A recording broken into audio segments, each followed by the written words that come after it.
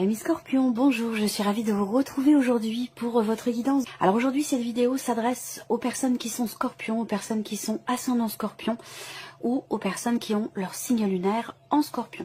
Nous allons commencer ici par ce qu'il y a de positif pour vous, amis Scorpions. L'aspect positif va se situer émotionnellement ou par rapport à votre vie sentimentale.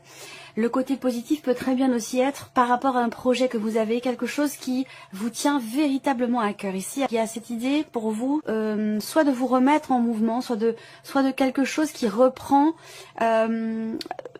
un certain mouvement ici. Je pense qu'il y a vraiment cette idée avec le cavalier de coupe de suivre ses envies profondes, de suivre ses désirs, de suivre ses rêves, de suivre ce que l'on souhaite finalement au plus profond de soi. Donc vous êtes dans cette énergie-là. Donc là, émotionnellement, par rapport à un projet de cœur ou sentimentalement parlant, il y a quelque chose qui se remet en mouvement en vous ou dans une situation ou relation, et il y a vraiment cette idée d'avancer et d'aller vers ce qui vous fait le plus de bien. Donc c'est plutôt pas mal ici. Alors le côté positif aussi peut très bien se situer également, parce que bon, c'est quand même aussi votre énergie, par rapport à quelqu'un qui est poisson cancer, ou alors par rapport à quelqu'un qui est du même signe que vous également. On regarde ce qui est à dépasser ici, pour vous, amis Scorpions. Le valet de denier. Alors, ce qui est à dépasser ici, ça va être par rapport à quelque chose de nouveau, par rapport à quelqu'un de jeune aussi, par rapport à un enfant, un ou des enfants, un adolescent, ou quelqu'un peut-être de plus âgé, mais qui a ce côté comme ça un petit peu immature, ou quelqu'un qui reste assez jeune finalement dans sa tête. Ce qui est à dépasser ici, ça va être le fait d'insuffler peut-être quelque chose de nouveau. Je pense que ça a un lien peut-être avec ce que je viens de vous présenter. L'aspect positif, c'est en fait ce qu'on vous dit là, c'est que si vous suivez véritablement vos désirs, vos envies, votre cœur, vos émotions, vos ressentis, eh bien vous allez pouvoir remettre en mouvement quelque chose, vous remettre en mouvement vous-même dans le sens de ce que vous souhaitez. La difficulté pour vous, c'est visiblement la nouveauté. La notion d'ouverture. Ça concerne aussi ici ce qui est à dépasser, quelque chose qui a beaucoup d'importance pour vous, beaucoup de valeur à vos yeux. Donc visiblement, on a la nouveauté, on a le mouvement. J'ai l'impression que là, il y a pour vous peut-être le besoin de se dépasser, de se faire confiance et de suivre son cœur et son intuition par rapport à ce qui est attendu, par rapport à ce qui est souhaité. Alors on regarde ici ce qui va vous porter. Qu'est-ce qui va vous porter? Le 6 de denier. Oh, elle est magnifique cette carte. Je ne sais pas si vous la voyez bien. Elle est superbe. Alors, ce qui va vous porter ici avec cette carte-là, c'est la notion de partage et la notion de donner et recevoir. Donc là, moi ce que je vois, c'est que il y a ici peut-être un blocage pour certains ou certaines d'entre vous par rapport à la personne dont je vous ai parlé ou par rapport à quelque chose de nouveau. J'ai l'impression que ce qui vous porte finalement, c'est le fait de l'idée de pouvoir trouver ou retrouver un certain équilibre, soit émotionnel, soit dans une relation qui a beaucoup d'importance pour vous. Alors je vais attendre de voir un petit peu l'entièreté de votre tirage, mais j'ai la sensation qu'il est question pour vous vraiment d'être à l'écoute de votre cœur, de vos ressentis, de suivre vos envies profondes. Alors, pour certains ou certaines d'entre vous, ça peut se situer dans la vie sentimentale ici. Par rapport à quelque chose de nouveau, dans le cas d'une nouvelle relation ou dans le fait d'insuffler quelque chose de nouveau, il y a un désir, mais en même temps une difficulté à aller dans à vous investir dans cette relation nouvelle ou à insuffler quelque chose de nouveau dans une relation existante. Et ce qui va vous porter, c'est de vous dire que vous allez finalement récolter le fruit de vos efforts. Récolter tout ce que vous allez recevoir, finalement le retour de tout ce que vous avez donné, de tout ce que vous avez investi. Voilà. Donc, c'est très important pour vous de suivre votre cœur, de suivre vos ressentis, d'aller dans le sens de ce que votre cœur vous dit, d'aller dans le sens de ce que votre intuition vous souffle ici. C'est très important parce que cette carte, ça fait déjà 2 fois qu'elle ressort ici. Donc je pense que là, effectivement, soit c'est vous par rapport à vous-même, soit c'est par rapport aussi à quelqu'un qui est taureau, vierge ou capricorne. C'est tout à fait possible également. Alors, Le roi de denier, donc émotionnellement déjà on voit qu'il y a une certaine assise. Hein. Il y a une certaine assise parce que ce roi de denier, il y a ce côté très terre à terre quelque part par rapport à ce qui est vécu, ressenti. Alors, est-ce qu'il est question ici peut-être de trouver l'équilibre pour vous? Je ne sais pas si c'est un état de fait ou si c'est un conseil qui vous est donné ici. Ça peut être l'un, ça peut être l'autre, ça dépend de chacun. Ça dépend de votre situation.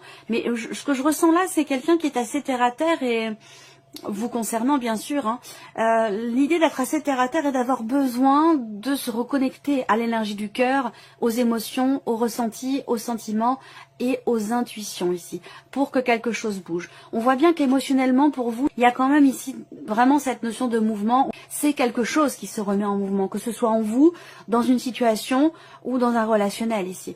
Et c'est encore l'énergie au centre sur le plan émotionnel. Donc là, il y a vraiment un mouvement qui se fait. Il y a quelque chose qui bouge, qui change, qui évolue vers quelque chose de stable ici. Parce que le roi de denier, on a cette idée quand même ici d'une certaine stabilité sur le plan émotionnel.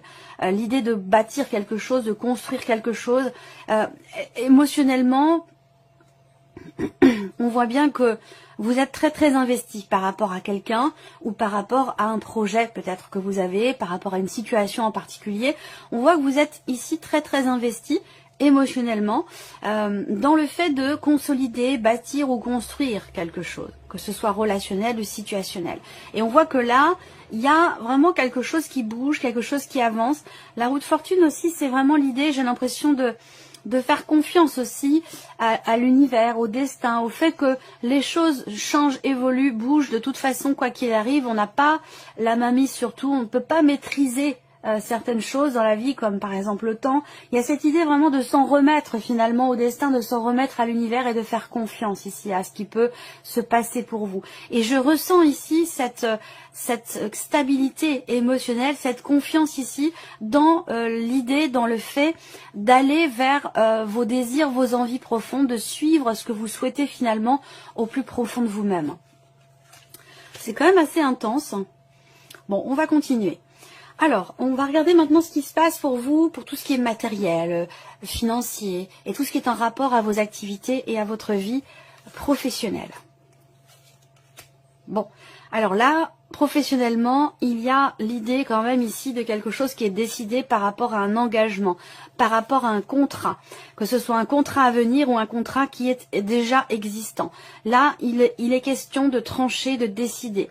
Pour moi, il va y avoir un avant et un après. Pour certains ou certaines d'entre vous, il y a peut-être de l'hésitation dans le fait de rompre un contrat, dans le fait de décliner quelque chose ou dans le fait de changer de situation ici.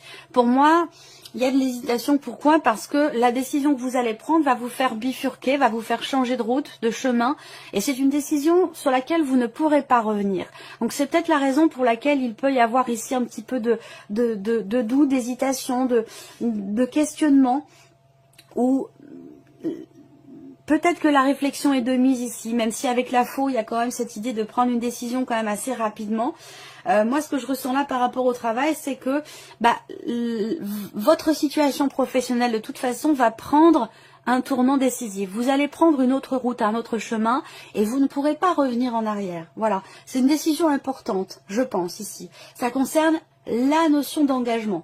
Donc le fait de vous engager dans quelque chose, de vous engager vis-à-vis de quelqu'un, ou, à contrario, pour certains d'entre vous, le fait de vous libérer d'un engagement ici. Quoi qu'il en soit, il est question de se positionner, de faire un choix, de prendre une décision qui vous emmènera certainement ici sur une autre route, sur un autre chemin.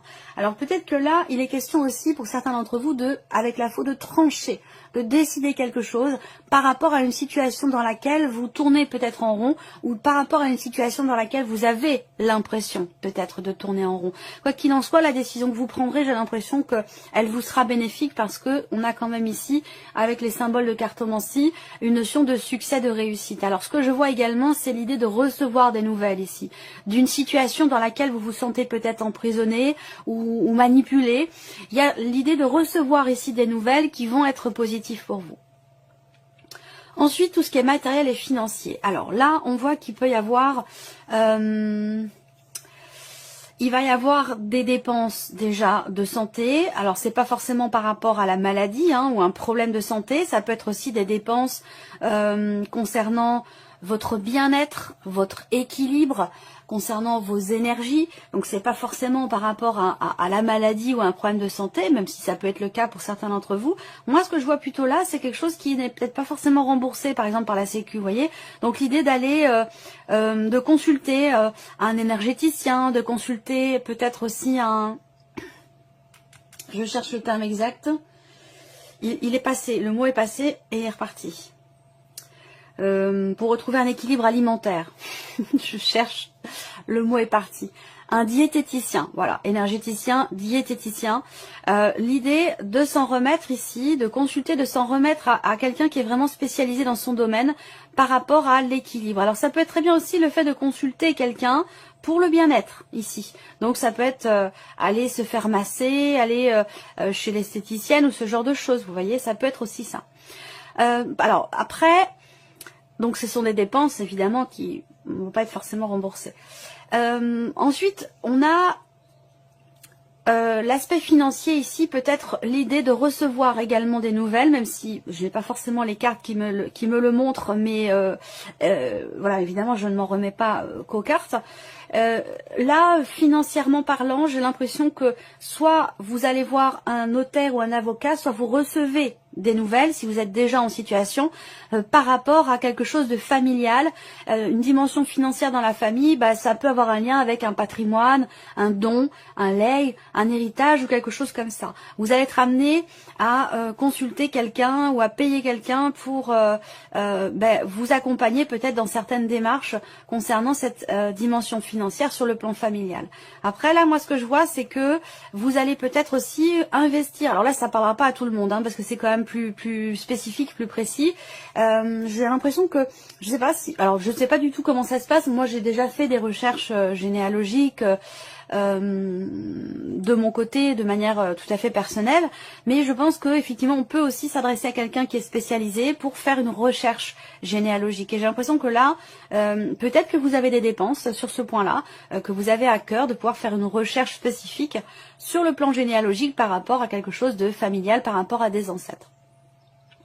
Ensuite, tout ce qui est financier, on voit qu'il y a un projet. Il y a un projet de cœur, il y a peut-être aussi un début de quelque chose. Soit vous avez un projet, soit vous commencez tout juste à mettre en place quelque chose dans le cadre d'un projet qui nécessite évidemment des dépenses, puisque je vous parle de la sphère financière. Projet, ici ce que je vois, c'est que évidemment il y a un projet qui nécessite un investissement, une dépense, puisqu'on me parle d'argent ici, et ça a un lien ici, projet familial, on parle d'argent ici. Donc il y a quelque chose qui... alors voilà, tout va dépendre de votre situation, de votre avancement par rapport à ce que je vous présente là. Certains ont déjà entamé un processus par rapport à un projet familial, et puis d'autres, c'est simplement encore qu'au stade de la pensée du projet, si vous voulez. Mais il y a vraiment cette dimension ici financière et familiale par rapport à un projet. Ça peut concerner aussi le lieu de vie, la maison. Ensuite, on voit l'aspect matériel de votre vie ici. On voit qu'il y a l'idée d'être préoccupé, d'être tracassé ou de rencontrer une problématique ici par rapport, encore une fois, peut-être à un projet. Alors ça a peut-être un lien ici. Il y a peut-être du stress, de l'appréhension, de l'anxiété par rapport à concernant quelque chose qui manque. Concernant quelque chose qui manque. C'est dans le cadre du projet dont je vous ai parlé ici. Donc un projet, peut-être que vous allez ici recevoir des nouvelles qui peuvent quelque part vous inquiéter, enfin vous inquiéter, non, vous préoccuper en fait ici. Moi ce que je vois c'est des préoccupations concernant des papiers, un courrier ou des nouvelles reçues concernant ici un projet ou peut-être une proposition qui est faite aussi. Matériellement parlant, alors est-ce qu'il n'y a pas ici pour certains ou certaines d'entre vous dans une situation un petit peu délicate par rapport à quelqu'un de très proche concernant quelque chose que vous avez peut-être prêté et qui ne vous a pas été rendu ou qui ne vous est pas rendu et que vous ne savez pas trop comment aborder cette personne par rapport à ça. Voilà. Alors, on termine pour vous, amis Scorpions, avec la vie sentimentale. Qu'est-ce qui ressort pour vous par rapport à la vie sentimentale ? Bon, bah c'est très intéressant. Alors, il y avait quand même la carte des nuages, dernière carte qui représente les préoccupations, les inquiétudes. Alors, on peut me parler aussi peut-être du passé, là, pour certains ou certaines d'entre vous. Il y a l'idée je sais pas, d'une proposition peut-être, de quelqu'un qui revient vers vous. J'ai l'énergie du passé qui est quand même présente ici. Il y a un trouble ici. Il y a un trouble dans ce qui est partagé avec quelqu'un, mais j'ai l'impression que c'est quelqu'un que vous connaissez déjà. Il ne s'agit pas de nouveauté ici, hein. Mais plutôt que, d'ailleurs, quelle que soit votre situation, hein, que vous soyez en couple ou célibataire, j'ai l'impression qu'il y a quelque chose qui vous trouble concernant ce qui est partagé avec une personne que vous connaissez déjà. Ça peut avoir un lien évidemment avec un ex, une ancienne relation ici. Alors moi ce que je vois, c'est que pour certains ou certaines d'entre vous, vous avez peut-être encore des sentiments pour quelqu'un ou vous ne savez plus finalement ce que vous ressentez par rapport à une personne. À vous de voir si ça concerne la personne avec qui vous vivez, une personne du passé. Pour certains d'entre vous, vous n'avez pas de vie sentimentale et peut-être que ça se situe plus sur une relation amicale ou familiale. Moi, ce que je vois, c'est qu'il y a quand même l'idée de quelque chose qui progresse, qui évolue. Dans le fait de s'ouvrir à l'autre, dans le fait de pouvoir peut-être rencontrer quelqu'un. Il y a peut-être une sortie.